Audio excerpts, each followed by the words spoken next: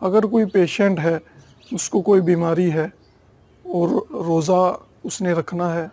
یا وہ کہتا ہے کہ میں نے روزہ نہیں رکھنا،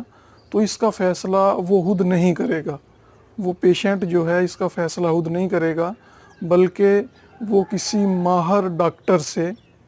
جو کہ اپنے شعبے کا ماہر ہو اور شریعت کا علم، اسلام کا علم بھی جانتا ہو، اور اسلامک شریعت کے مطابق اگر وہ آپ کو بتائے کہ آپ روزہ نہیں رکھ سکتے، تو پھر آپ روزہ نہیں رکھ سکتے، نہیں تو آپ کو روزہ رکھنا پڑے گا۔ اس کا فیصلہ آپ خود نہیں کریں گے۔ اگر روزہ رکھنے سے آپ کی جان کو خطرہ ہے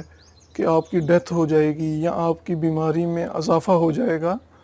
تو پھر آپ روزہ چھوڑ سکتے ہیں، لیکن ڈاکٹر سے مشورہ کرنے کے بعد۔ مزید معلومات کے لیے دارالافتاء اہل سنت کے مفتیان کرام سے رابطہ کریں، نیچے نمبر دے دیا گیا ہے۔